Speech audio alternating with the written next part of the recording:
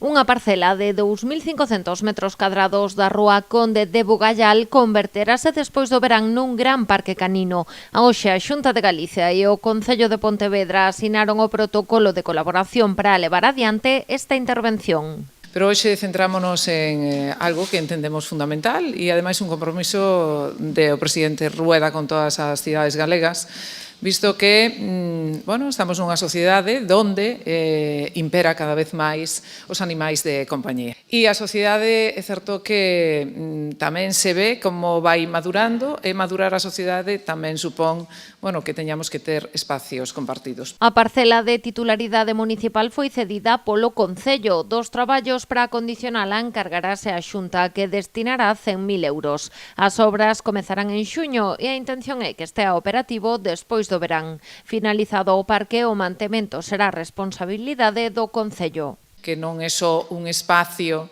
onde ter os cans, sino que vai moito máis alá. Habrá dende fontes para que poidan beber, ata dispensadores de bolsas para que non haxa problemas, obstáculos, lugares de xogo, e onde tamén poidan interaccionar non só os cans, sino os donos dos cans. Actualmente Pontevedra carece de parque canino tralo peche do que se atopaba na Xunqueira de Alba polo inicio das obras do nó de bombeiros.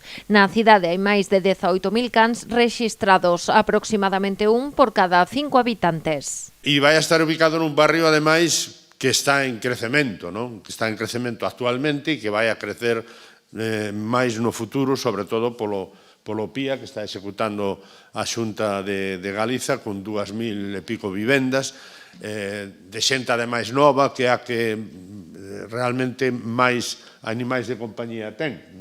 Polo tanto, isto tamén adiantarse ao futuro.